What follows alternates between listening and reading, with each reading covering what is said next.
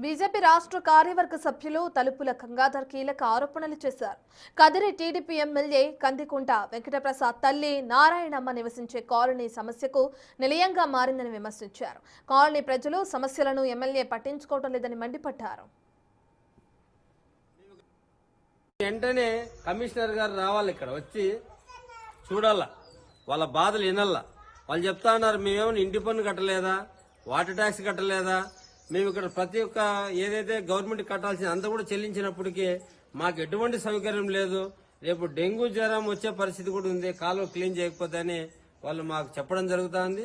కాబట్టి వెంటనే కమిషనర్ గారు వచ్చి 6వ వార్డులో కాబట్టి ఈ ప్లాట్లు ఎవరైతే కొన్నారో వాళ్ళకి వెంటనే కమిషనర్ గారు నోటీసులు ఇచ్చి ఆ ప్లాట్ క్లీన్ చేసుకోవాలి. వాళ్ళు క్లీన్ చేసుకున్నట్లయితే గన ఆ పాములు అనేది తగ్గుతాయి బాగా.